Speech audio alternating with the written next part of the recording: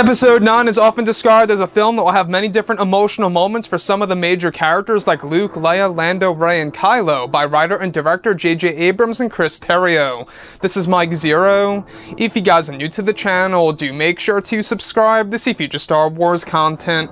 Now, one thing that a lot of people are really wondering about right now is exactly how J.J. Abrams will utilize the unused footage of Carrie Fisher as General Leia Organa from the past two films, The Last Jedi and The Force Awakens, and how that will be used in Episode 9. Now, these past couple of weeks or so, we've been learning a whole lot more about this film when it comes to some of the set leaks, the set designs, the concept art and storyboard descriptions, etc. One of which has all to do with the sequence involving both Mark Hamill and the unused footage of General Leia from, of course, Carrie Fisher, in a sequence in which it involves Jedi training and/or lectures by, of course, Mark Hamill as Luke Skywalker to, of course, Leia in Episode 9. Now, what's really intriguing is that it's described that a scene was filmed for actor Mark Hamill, in which he was required to shave his beard for the use of de-aging technology in order to make him appear 15 or so years younger. It's described to be a sequence that will also use a scene of Leia receiving a lecture from Luke about the ways of the Jedi and the Force. It's said that de-aging technology will also be used on Fisher in post-production. An actress played the body of Leia in a gray outfit. It's said to be a heartwarming moment for fans in which Leia gets minor Jedi training from her brother and will also show fans a version of Luke and Leia that they have never seen before.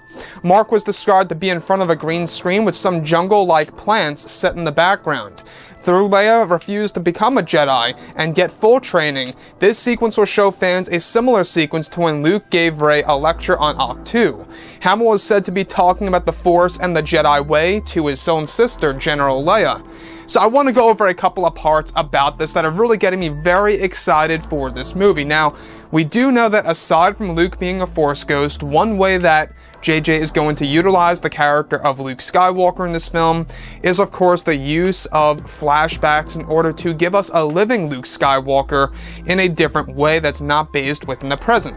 Now, some of you guys actually may dislike that, and that's perfectly fine. There's other people that like flashbacks, I myself included. I like flashbacks as long as they are really going to be very emotional and/or action-packed or really serve a purpose to the storyline.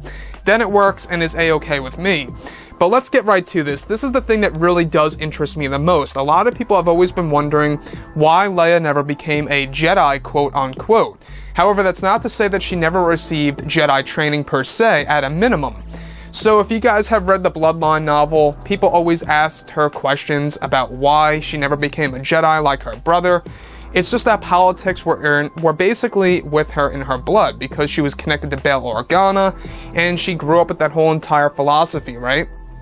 So that's exactly why she gravitated towards politics and other reasons as well, by the way.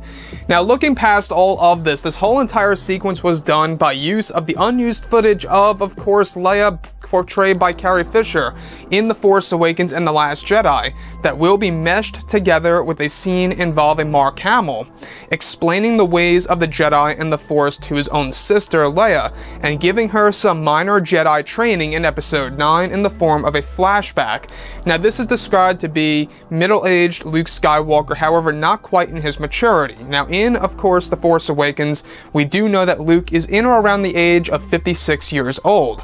So the plan is to de-age him around 15 years younger, which would bring us, many years before the events of the sequel trilogy, and somewhat after the events of course, you got the original trilogy. That's a time that we have never seen before on the big screen per se.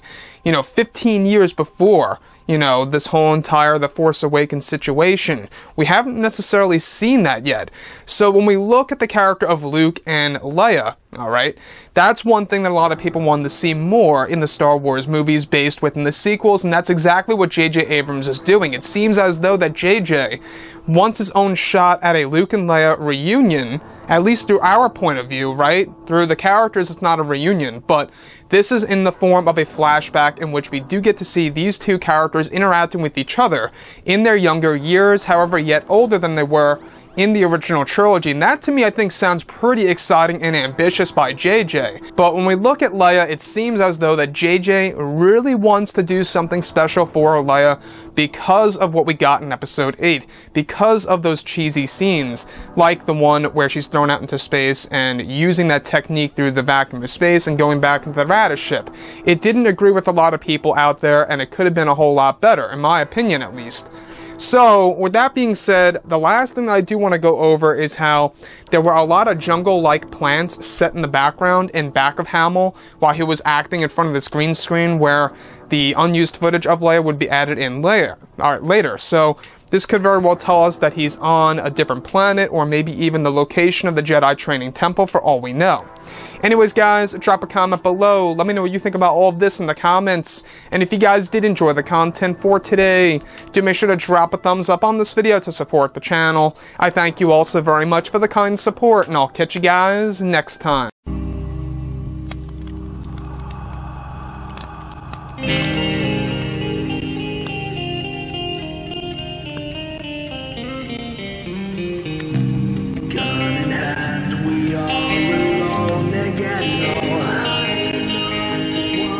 From night to moon we hear them moans again.